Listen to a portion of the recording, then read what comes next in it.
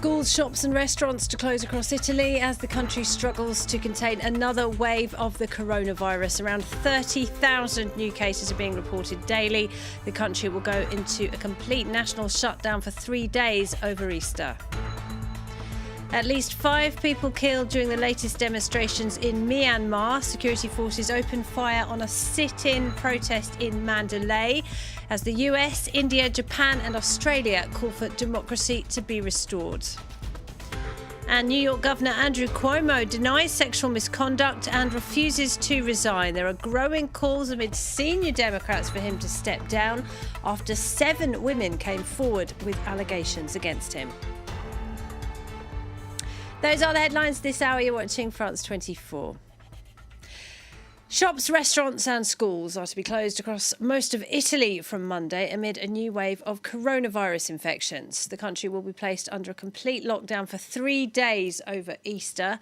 More than 100,000 Italians have died from the virus in just over a year. That's the highest rate in Europe after the UK. Sanam Chantier has the latest. This respiratory patient is being told that ventilators are running out, and she's not alone. There are 15 of them in this unit, all battling COVID-19. The scene is one of many distressing moments at a hard-hit hospital in Cremona, a city in northern Italy, and it was one of the first to be hit by the disease in Europe this time last year. I'm moved. We all have very different personalities here. But there is something that unites us. Francesca Mangiatordi leads the emergency department here. She's looking at a photo she took of one of her colleagues 12 months ago. This widely shared image became a symbol of the medical profession's fight against the virus. This was a moment of tenderness. I wanted to take Elena in my arms to thank her for what she was doing. I also wanted to show the world what was really happening here. At the time, there were 2 different worlds, COVID inside the hospital and the people outside who didn't believe in the virus. 2 days later, she took to television to address Italians directly, and she had one message: hospitals are running out of beds. Help us. Stay indoors. Protect yourselves. Don't spread the virus. If not, our health system will melt down and we will reach a point of no return. As of next week, Italy will find itself under another partial lockdown, and the residents of Cremona are on board. They've been abiding by the rules to shield themselves from scenes like this one. And in a fresh blow to the EU's vaccination campaign, the drug maker AstraZeneca has announced yet another shortfall in planned deliveries to the EU, citing production problems and export restrictions. At least 5 people have been killed during the latest demonstrations against military rule in Myanmar. Security forces opened fire on a sit-in protest in the city of Mandalay. Other protests were killed in Yangon and the city of Pa overnight. And more than 70 people have now been killed since the military seized power last month. Brian Quinn has the story. In Myanmar Saturday, an outpouring of grief and anger at funerals for yet more protesters killed during anti-coup demonstrations.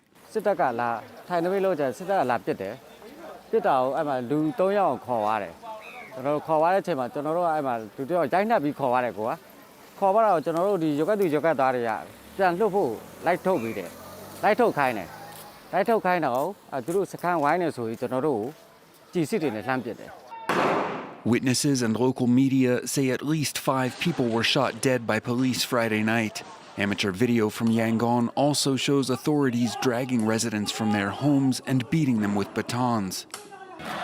Still, protests continued on Saturday, the anniversary of the 1988 police killing of a student. That death led to a mass uprising, one that would propel Aung San Suu Kyi to prominence as an icon for democracy in the country.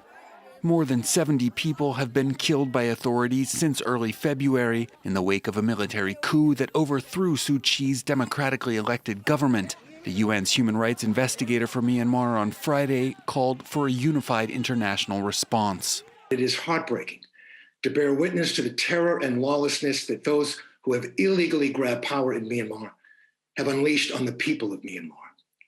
I have described the murders, the beatings, the torture, the arbitrary detentions, the systematic destruction of human rights, and the mounting evidence that we are witnessing crimes against humanity.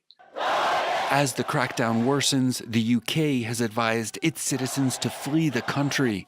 The US, India, Japan, and Australia have pledged to work together to restore democracy in Myanmar. Well, for the very latest on what is happening in Myanmar, we can go now to Bangkok, and we're joined by journalist Stephen Boitano. And Stephen, as we just saw from that report, there is really no sign at this stage that the military is willing to make any concessions. Will the international pressure make a difference? Well, it's hard to say. Leaders of the U.S., India, and Japan and Australia have all recently vowed to restore democracy. But it'll be interesting to see if anything does come of that. Because 70 people have now lost their lives since the crackdown began last month, and the protesters say they're not willing to give up their fight. No, the protesters have been a full-on nationwide protest for more than 7 days, and they are not going to give it up. They're increasing civil disobedience. Civil servants are joining in, monks, and it doesn't seem like they're going to back down at all either. And we're seeing that it's a lot of young people in the firing line, sadly. Right, many young people are in the firing line. The military seems to be increasing the violence, straight out killing when people are coming to a police station to protest and demand the release of people that have been arrested. They just shoot them. So what is the plan then of the demonstrators, of the protesters? Because the violence seems to be, if anything, getting worse. Well, they want to keep up pressure on the military and in the international community to see if they can step in and do something to stop the junta. Stephen Boitano, we'll leave it there. Thank you very much indeed. Thank you. Well, moving now to Russia, where police have arrested dozens of people, including opposition politicians who were taking part in a meeting of municipal councils in Moscow. This is the latest in a string of crackdowns on dissent ahead of the legislative elections due to take place in September. Police said that those taking part were under arrest for taking part in an event organised by what they called an undesirable organisation. OVD Info, an independent monitoring group, said the detained include Ilya Yashin, an opposition politician who leads one of Moscow's municipal districts, but also the former mayor of the city of Yekaterinburg, Yevgeny Roisman, and Moscow's municipal council member, Yulia Galyamina. To the US, where senior Democrats, including 2 senators, have joined calls for New York Governor Andrew Cuomo to resign over allegations of sexual misconduct. Chuck Schumer and Kristen Gillibrand said that Cuomo had lost the confidence of New Yorkers. 7 women have now come forward to accuse him of unwanted kissing and groping, but Cuomo denies all the allegations and refuses to step down. Yuka Roya has this report. It's the latest in the mounting Democratic backlash against the New York governor. The state's 2 senators, Majority Leader Chuck Schumer and Kirsten Gillibrand, issued a joint statement saying the current fight against COVID-19 requires a sure and steady leadership, suggesting Andrew Cuomo no longer has that. Due to the multiple credible sexual harassment and misconduct allegations, it is clear that Governor Cuomo has lost the confidence of his governing partners and the people of New York. Governor Cuomo should resign. Almost the entire New York congressional delegation has now deserted Cuomo, as the number of women accusing him of sexual misconduct has risen to 7. Rejecting the claims, Cuomo urged his fellow Democrats not to jump to conclusions. I never harassed anyone. I never abused anyone. I never assaulted anyone.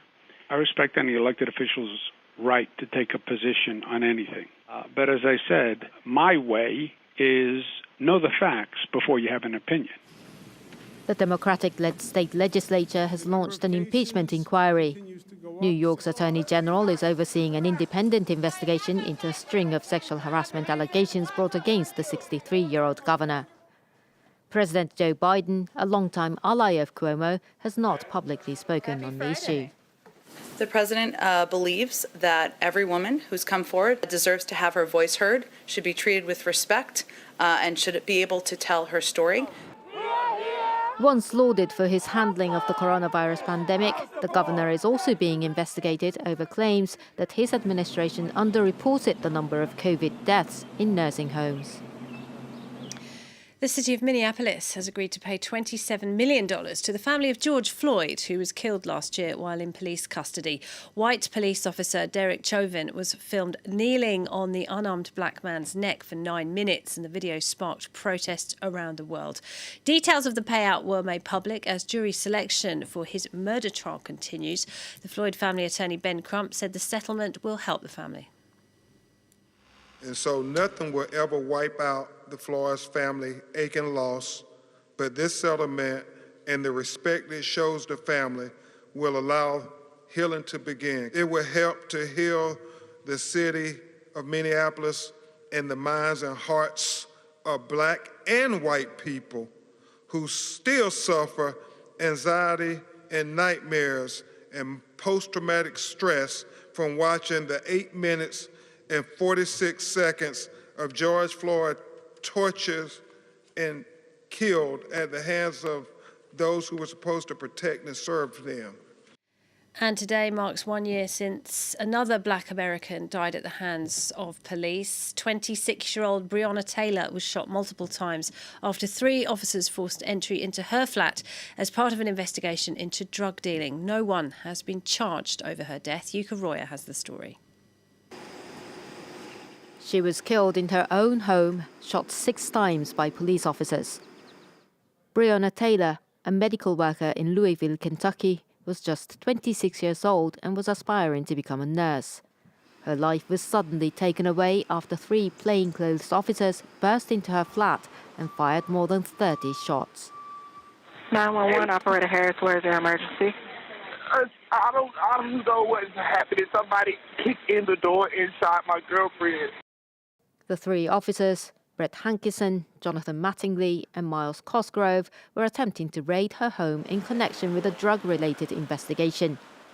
Taylor had no criminal record, but had dated a convicted drug dealer in the past. No illegal substance was found in her flat.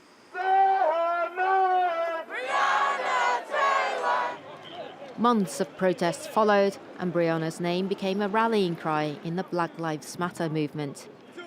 Louisville banned controversial no-knock warrants, hired a new police chief, and paid a $12 million settlement to Taylor's mother. None of the officers, however, was charged over her death. Only one of them, Hankison, eventually faced trial over wanton engagement. Meanwhile, Taylor's boyfriend faced criminal charges for shooting and wounding one of the officers as he responded to the assault, thinking they were intruders. Those charges were later dropped. Taylor's family, as well as protesters, continue to push for justice and are pinning their hopes on an ongoing, separate federal investigation. A serving officer with London's Metropolitan Police has been charged with the abduction and murder of a young woman. 33-year-old marketing executive Sarah Everhard vanished when walking home in the capital. A week later, her remains were found in Woodlands, and 48-year-old Wayne Cousins was arrested. He's just been charged. The murder has sparked a debate about women's safety, but a nighttime vigil by the organisation Reclaim These Streets has been cancelled because of COVID restrictions. Here's what the Prime Minister had to say about the case. I can see, and I totally understand why this has triggered such a wave of feeling on this issue, on the issue of safety of women and safety of the streets. And I want to echo very much what Priti Patel said, which is that no woman should walk our streets in fear. Every woman should feel able to walk our streets in safety. The French version of the Oscars, the Césars, has wrapped up here in Paris. Once again, the event was highly politicised, with one actress stripping off in protest at the COVID restrictions that have hit the film industry hard this year. The best film went to dark comedy Adieu les cons, or Goodbye Morons. The film's director, Albert Dupontel, said he couldn't understand why COVID restrictions meant his children could go clothes shopping but could not go to the cinema. Well, that's it from the newsroom this hour. Stay tuned. You're watching France 24.